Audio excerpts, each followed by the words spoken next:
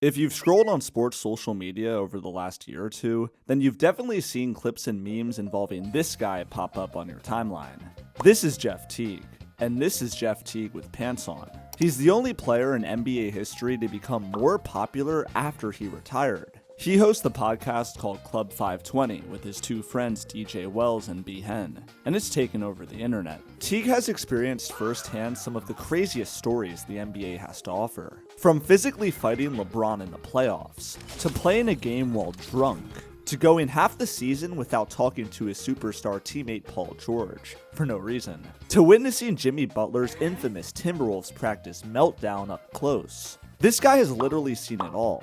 Today, we'll be taking a deep dive into the full career of Jeff Teague, detailing every single wild story that occurred.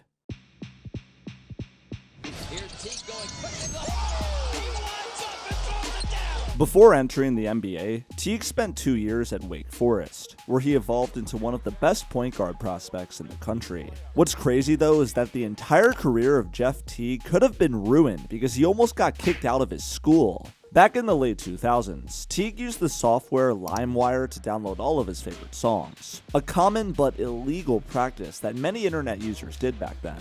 The police ended up knocking at his dorm and arresting him, charging him for $5 million worth of stolen music. You know you downloaded over $5 million worth of music? I'm like, damn. They like, you owe $5 million. Like, I ain't got no money, what the fuck? How'd they catch him? Teague tried to download the Kim Kardashian tape and got set up.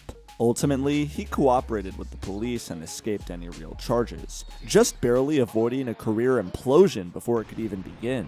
Steph Curry, James Harden, Blake Griffin, DeMar DeRozan, and Jeff Teague. This guy was a part of the legendary 2009 draft class. Coincidentally, this draft took place on the same day Michael Jackson died. Teague was watching from home with his family awaiting his name to be called.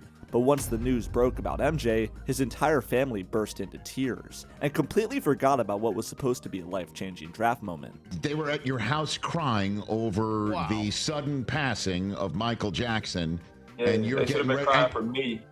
I'm about to change my family's life. Teague, who was sitting on the couch listening to songs like Smooth Criminal and Beat It being played on the speakers, received a call from the Philadelphia 76ers. They told him that at pick 17, they'd take him and welcome him to the Sixer family.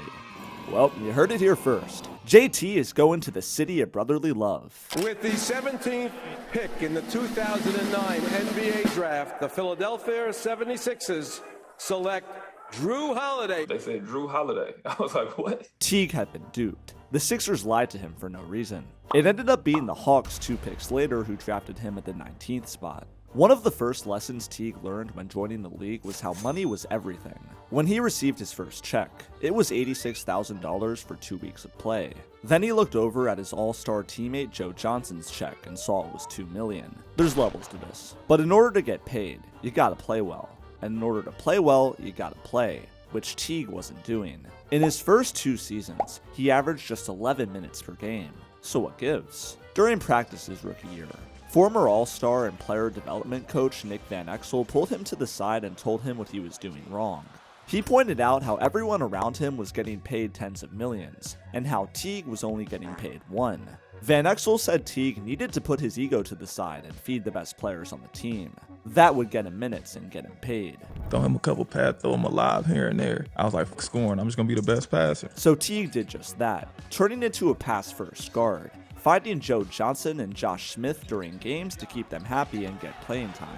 Another thing Teague learned was how in the pros, everyone puts themselves first. Rather than working together, most teammates are competing against one another because everyone's trying to keep their job. The older dudes don't want to help you unless they like on a super max and like, or they really almost doing it. I'm an established player and I know what you gonna do ain't gonna affect nothing I got going on. But if it's an older dude that might be like 2 or 3 years ahead of you that ain't got paid yet, or they on the fence, they ain't about to help you.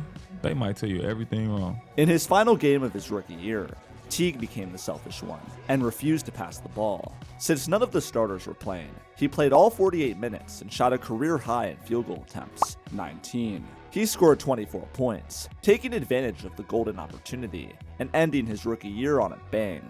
But this one performance wouldn't be enough to earn Teague many minutes in his sophomore season. He still wasn't taking his job seriously. I wasn't doing nothing. I'm just chilling. I come to the meeting 5 minutes before the meeting. We got practice. I show up when Joe show up. I'm lit. I'm out every night. Then, veteran teammate Damian Wilkins pulled him to the side one meeting and confronted him, demanding Teague train with him or he'd fine him. He was like, if you ain't here at 9 o'clock every morning train with me, bro, I'm going to fine you every time. So he put a pink slip on my desk. It was $100. I'm like, ripped it up. Next day, another $100. Ripped it up. Next day, another $100. So he went to the GM, Rick's son, and was like, yo, young boy owe me like $500. Just take it out his check.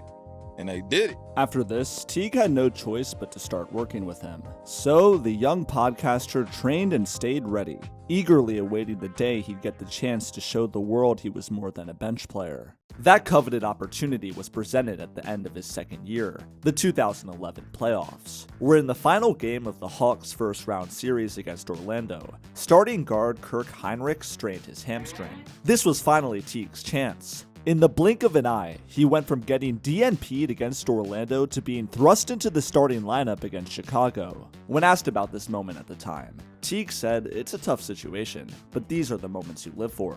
The 23-year-old starting in his first ever playoff game would be going up against the MVP of the league, Derrick Rose, and Teague absolutely killed it. He scored 15 points a game on 53% field goal shooting. In the entire 82-game regular season, Teague scored over 20 points in only 3 games.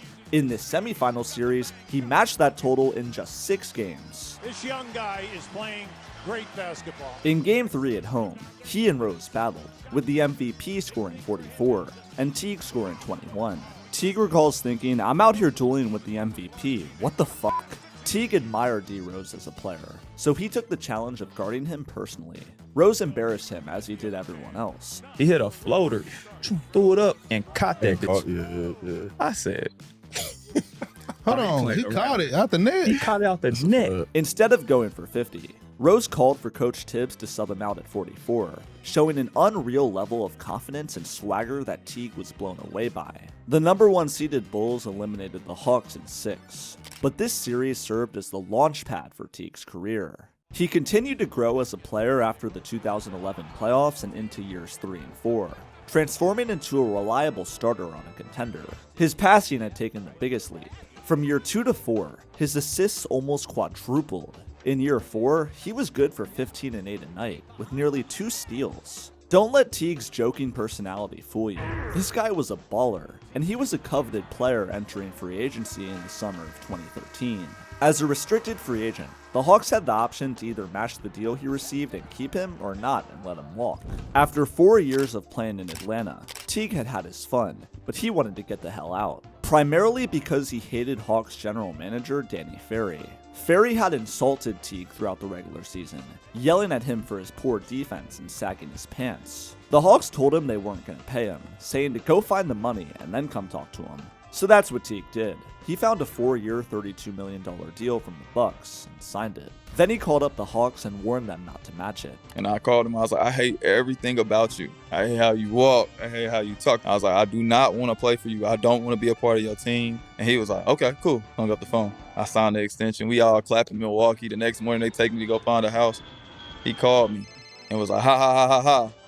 That's how the NBA works. Way to do business. Good job. See you in Atlanta next week. I was like, what? He was like, yeah, we're matching it. Bye. And he just hung up. I came back to Atlanta. Teague had gotten played. He was back in Atlanta against his will. He still preferred that over being in LA though. Earlier that summer, the Hawks had almost facilitated a trade to send him to the Lakers, but Teague struck it down because he didn't want to play with Kobe Bryant. I was scared, I ain't gonna lie. I ain't want to play with Kobe, bro. In a regular season game between the Lakers and Hawks the next year, Teague dunked on Jordan Hill, to which Kobe angrily yelled at him, "You left me with this shit," pointing at Jeremy Lin. He was pointing at Jeremy Lin. Yeah. I was like, oh shit, like, what? But there was one move the Hawks made this summer that actually benefited Teague. their hiring of Mike Budenholzer, an elite coach who introduced a fast-paced offense that helped Teague thrive in what was his best year as a pro in 2013-14. He averaged a career-high 16.5 points per game, largely thanks to his lightning speed that was even more enhanced in this new offense. This helped him get lots of recognition around the league. Fans called him underrated, with some even ranking him near the top of the point guard list. His nastiest highlight came in Brooklyn, where Teague crossed up his own brother, Marquise Teague, which Jeff called one of his favorite moments of his career. He getting the game, I'm hyped. And I wasn't going hard at first, because I wanted him to do good, And Coach Bud, you playing soft right now. You ain't going at your brother. So I'm like, yeah, you right. Man, I get on a fast break. I see in his eyes. I'm like, oh, it's me and him. I gave him the baby little then I gave him the big right to left, and he fell? Oh, my Lord. Fun fact, just 1 minute after this, Paul Pierce said this about the two. Paul Pierce trying to check in for Kevin Garnett. This season by Teague stamped him as an NBA starter. Long gone were the days of him riding the bench. The 25-year-old was here to stay, continuing his strong play into the 2014 playoffs, where he averaged nearly 20 a game in a 7-game series against the #1 seeded Indiana Pacers. Such a great performance by Teague nearly helped Atlanta eliminate the top dog in the East. It also helped set the stage for what would be the greatest season of not only his career, but the Atlanta Hawks franchise as well. 2014-15. ATL won 60 games this season, their highest total in team history. They were led by their 4 All-Stars, Paul Millsap, Al Horford, Kyle Korver, and our boy Jeff, who made it for the first and only time in his career. Interestingly enough, Teague actually regrets this accomplishment because it made him complacent. That was a huge accomplishment, man. I was so hyped to make that team, but I wish I didn't make it. I'm saying that because I got comfortable. I was on a hunt. Once I got the money, I wanted to be an All-Star. I was on a hunt. After that, I was good. I was I made the All-Star team. Yeah. I started saying what Smooth was saying. It's time to get paid. It shifted his focus from accolades and career progression to money. The Hawks had the best record in the East, and second best record in the league, only behind the eventual champion Warriors, who Atlanta had handily beat at home in what was their highlight win of the season. And Jeff Teague punctuates the victory with a steal. Even more promising was how the Hawks had easily won the season series against the LeBron-led Cavs 3-1. Including one 29-point blowout. They appeared to have the Cavs' number, and were hyped as the kryptonite to LBJ. Was Jeff Teague about to make history? Both squads met in the conference finals for the showdown of the century. But before we look at the biggest playoff series of Teague's career, did you know that every time you use the internet to watch Jeff Teague highlights, you're at risk for having your data stolen? Think about it. When you're getting your morning matcha while wearing your quarter zip at Starbucks and you use the public Wi-Fi, criminals have a field day spying on and even altering your personal data. Solution? NordVPN, the sponsor of today's video. You've definitely heard of these guys as being one of the best VPNs in the game, and they got all the sauce for protecting your privacy. Their Threat Protection Pro literally blocks tens of millions of scams a month. Threat Protection Pro will automatically scan the websites you visit and block phishing sites before they can cause harm. It's integrated into NordVPN's macOS and Windows apps, so it works with minimal impact on your device's performance. So go click my link in the description to get the exclusive NordVPN deal plus 4 months extra. It's risk-free with Nord's 30-day money-back guarantee. Now where were we? Before Game 1 of this series kicked off, LeBron approached Teague before the game and told him, "I figured y'all out." What did he mean by this? Well, on the first play of the game, Teague found out. I was excited. I was like, yeah, I think we can beat them, because in the regular season, we beat them pretty good every time. And I was like, yeah. And I seen the first play, he ran a pick and roll with me. I was like, oh, that's what we gonna do the whole game? You gonna bring me in the pick and roll? It was over. I was like, I can't guard LeBron. The Hawks got swept. Teague played well, but it wasn't enough to take down the well-oiled machine that was Cleveland. One of Teague's most famous podcast stories comes from Game 3 of this series, where he says he tried to match Bron point for point. Teague was off to a fiery start, and Bron said, "You better keep that going," to which Teague responded with, "It ain't gonna stop." Then Bron said, "Well, let's see if you can outscore me." I was like, yeah. I had 19. What you end up with? 19. How much you end up with? Like 38. It's funny because Teague doesn't do himself justice with this clip. The box score from this game shows he scored 30, while LeBron scored 37 in an overtime win.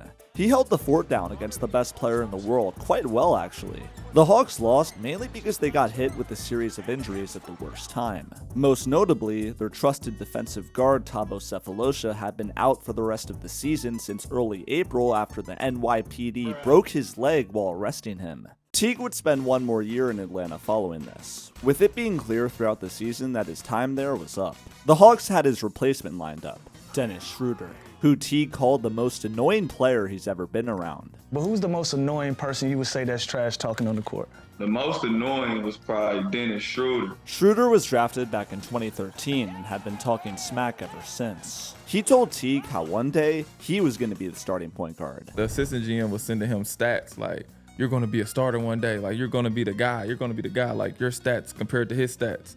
But he was showing me. Like, he didn't even know. Like, yeah, I'm going to start one day. Wes said I'm going to start one day. And I'm like, you talking to the starter. Schroeder was from Germany, and apparently didn't realize that in America, you're not supposed to do stuff like this. Another sign that it was time to go came in March, when after a game, T got into a long conversation with his sister, and the Hawks team bus left without him. T called them and told them to come back. When he came back on the bus and playfully confronted them about it, Coach Bud told him to shut the hell up.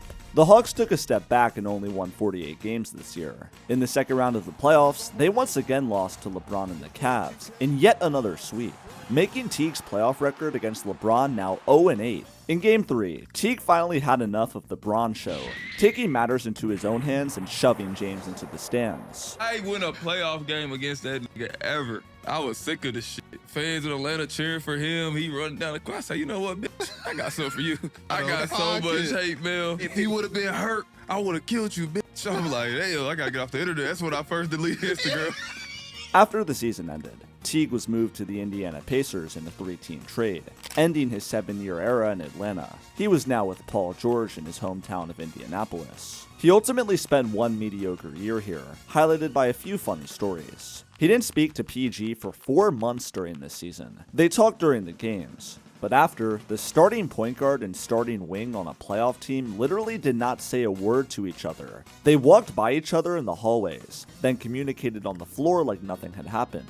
It got to the point where their teammate Aaron Brooks had to step in and force them to break the silence. Then they became cool again. Why did they go so long without talking? Teague has no idea. Off the court, we just didn't talk, and I don't even know why. There's a running meme in the NBA community that Jeff Teague is everywhere, meaning that in what seems like every historical game, you can find Teague somewhere on the court watching it happen. Like, for example, Teague was directly responsible for this iconic meme. The reason DeMarcus Cousins was looking like this was because from the T-Wolves bench, Teague yelled at Cat to start backing him down. I was like, Cat, bust his ass. I said, what? Bro, it's a picture. Cat posting up. He looking at our bench like. One of the most famous games Teague got to witness was Klay's 60-point game on 12 dribbles this season. Teague mentioned how it wasn't him who was getting fried by Klay, but teammates Monte Ellis and Paul George. I didn't guard him. That wasn't me this time. Nope, y'all can look it up. Wasn't me. Switching on the screen? Nope, I wasn't doing none of that. I was guarding Steph. You a piece of shit, It was teammate. Monte and PG. He was doing us so bad. I remember PG didn't start on him. I give him that. PG was like, I fucking got him, dude. You know, I got him. 25 this quarter. I was like, damn. What's so funny, we was only down like 15 or something like at half, and we was like, we right there. Like Aaron Brooks was like, look at Klay Thompson on the stat sheet. He whispered to me like, Klay Thompson. I was like, damn. In the playoffs, I'll let you guess who the Pacers got eliminated by. In another sweep, making Teague's playoff record against LeBron now 0-12. I understand why he pushed him. I also understand why he jokingly accused him of using steroids. Anyway, Game 3 was the closest Teague ever came to beating Bron. The Pacers were up by nearly 30 at halftime, and Teague walked into the locker room thinking this was it. His first win against the King. Then he overheard LeBron yelling to his teammates, "We good." The Pacers blew the lead. But all was well in the world of Jeff Teague, because he was about to get paid. He had a fat check lined up with the Pacers. All he needed was for Paul George, who was in a boatload of trade rumors at the time, to commit to staying with the team. After the season, Teague and PG went to a baseball game in Indy where George received a roaring cheer from the fans. Teague told him he had to stay. He'd win MVP here. PG agreed. He like, man, I can't leave this shit. I'm like, yeah, man, you gonna be MVP, man. I left that baseball game like, ching, ching. Then he checked his phone and saw the notification. Paul George requests trade. His payday was ruined. The Pacers didn't want to keep him because their eyes were now on a rebuild. So, Teague went to Minnesota on a 3-year, $57 million deal, where he was hesitant to join at first because he believed Minnesota is where careers go to die. He actually lost out on $5 million just because he was so against joining them at first. His agent ultimately talked him into it. So Tibbs called back again and was like, well, we're at 3 years, 57. My agent was like, all right, we gonna sign. So he called me back, like, we signed with Timberwolves. I was like, man, the fuck I didn't. He was like, yeah, I told him you said yeah. I was like, nah, I'm in Orlando. He like, I've never met somebody, he started yelling, that's pissed about $57 million. I was like, I'm pissed. I'll take 42 from Indiana. He like, nah, man, I'm not letting you make that mistake. He would be joining the Jimmy Butler, Andrew Wiggins, and Karl Anthony Towns show, which remains to this day one of the most entertaining sagas in NBA history. It all started in the preseason where the T-Wolves matched up against the Warriors. They were in China in an arena with 100,000 fans in attendance. Teague was guarding Curry and played the hardest, toughest defense of his life. I played the best defense, the hardest defense I ever played in my life. Wow. I wasn't trying to get embarrassed. You know, it's 100,000 people in the stands in China. Coach Tibbs even came to him after the game and told him that that was the greatest defense he'd ever seen him play. Steph scored 44. Then a few games into the season when the T-Wolves started 2-3, Butler came to Teague and told him that this trio they had of he, Wiggs, and Cat wasn't going to work because these two simply didn't have that dog in them. Teague would eventually witness the explosion firsthand a year later in practice. Teague's best moment this year came in the final game of the regular season. In what was a play-in game before the play-in concept existed, the winner of this Nuggets-Timberwolves showdown would get the 8th seed. In the final minute of overtime, Teague drove inside and hit a floater to give Minnesota the lead. The shot that helped end the Timberwolves' 14-year playoff drought. A shot that Teague was scared to put up. Minnesota already hated him because they had paid him a lot for average play, so he didn't want to be the guy that made the mistake in a high-pressure situation. But he came through in the clutch and sent them to the playoffs. Teague's second season with Minnesota was overshadowed by injuries and drama imploding the team. He got to witness firsthand the infamous Butler practice. He described how Butler came into practice and played with the third stringers in the scrimmage, guarding Cat and kicking the starters' asses, beating them 18-6. Jimmy going crazy. Y'all think that team can win without me? I'm him. Pay me. Mind you, he ain't took off his Jordan warm-up yet, right? He finally takes it off. He got the Timberwolves shirt on, but he cut the Minnesota outfit, so it's just chest. He like, I just beat them with the G Leaguers. This is your starters? So now I'm laughing. I'm still crying laughing, but I'm like, oh, he talking about me. Then he sprinted to the locker room and left the arena. We go in the locker room, ESPN pop up. You know what time it is? Rachel Nichols and Jimmy Butler on TV. We like, what the? Butler ended up getting traded to Philly, and Minnesota embraced the tank, with Teague sitting out 40 games with varying ankle injuries. After this, his career started a downward spiral, so I guess Minnesota really is where careers go to die. Fun fact, Teague believes the reason he was traded from Minnesota was because he shot too many mid-range jump shots. After nailing a mid-range jumper at the end of the second quarter, Teague overheard the Timberwolves coaching staff yelling about how he quote-unquote wasn't buying in. They was just like, yeah, we gotta get you the f out of here. You're not part of where we want to go. And I used to just think like, I hope Minnesota lose every game. Every time Minnesota lost, like, I just went out and had a great time. He went from Minnesota to Atlanta for a brief 25-game stint. When he arrived in ATL, he was greeted by teammate Jabari Parker, who told him he had just come to an effed up team. Teague asked him why, and Parker told him to wait and see. Then Teague had a meeting with Coach Lloyd Pierce where he told him that no matter what he did, he'd only get 18 minutes a game. If he scored 30, he'd get 18 minutes. If he scored 0, guess what? 18. Whether he liked it or not, Teague was being forced into the veteran mentor role rather than a reliable guard like he used to be. One story that stood out this year though came when he played against the Wizards with Isaiah Thomas. IT was once an MVP candidate, but due to injuries, he had severely declined and was playing poorly in DC. In Teague's own words, "I'm one of those people who will kick you while you're down." So he talked smack to IT, who responded ferociously. I said something. He was like, everybody start talking now. I ain't hear you where everything was good. Like, nah, he got me out my body. So I shot a 3 and I missed bad. He like, he trash. Bag up. He trash. He's like talking crazy. But I'm like, you on the bench, bro. And I couldn't get him to shut up because I wasn't hooping. In late 2020, Teague signed with the Celtics on a 1-year deal. The 2020-21 season would be his final year as a pro. In Boston, Teague was referred to by the coaching staff as Jet, not JT like he had been his whole career. This was because the 22-year-old Jason Tatum had the JT title instead. Talk about a downgrade.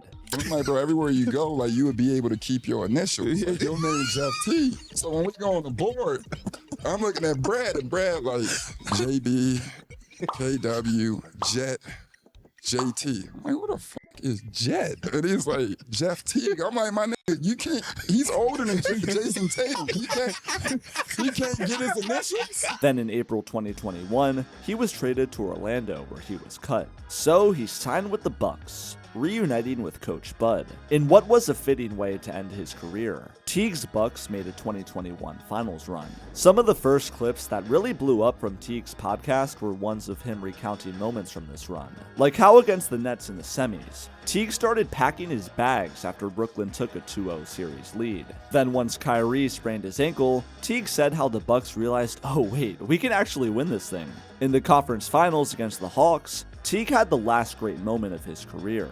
He had hardly been playing throughout the playoffs thus far due to knee issues. But in Game 6 with Milwaukee up 3-2, he scored 11 points, shooting 3 of 3 from downtown, helping bury the Hawks and send the Bucks to the finals. A fitting moment of glory. Teague had defeated his old team. In the finals, Teague barely played, so he didn't care. As shown by a viral clip in this series that shows Giannis desperately trying to fire up his team, with Teague standing there looking bored with his hands on his hips. Apparently, he was waiting for Giannis' speech to end so they could move out of his seat. When the Bucks won it all, Teague was asked how he felt. Oh, me? I just got an A on the group project. What's great about winning the finals is the after party. But Teague couldn't even experience that because the after party was trash. Giannis didn't want to go party with the team, so all the plans just fell through immediately. So after the game, obviously you do the champagne stuff in the locker room. I'm walking around with a big bottle of tequila. They like, yeah, it's a party right there at that club. We going to party, I swear to you. It's about this many people in there. Like, yo, where the girl? Like, well, nothing in here? Like, I ain't got nobody. Then the coaches came in there. I'm like, the coaches? And they kids? I'm like, the kids? PJ, like, we gotta go to Vegas. And everybody was like, nah, I ain't going. Literally right after winning the championship, Teague hopped in his car, drove from Milwaukee to his home city, Indianapolis, and hopped on 2K with his homies. I said, you just won the championship. Why are you at home playing the game? Lame ass. And that, my friends, was Jeff Teague's NBA career. Off he went, driving into the sunset, headed home to play 2K, not caring about the title he just won. Stories like these really helped propel Teague's podcast, Club 520, to be one of the most listened to sports shows on the internet. Teague's great storytelling has gained him more fame and popularity than he ever had in his playing days, which is unheard of for athletes. Who would have thought that he'd have all these insane stories? The future of NBA media, everyone.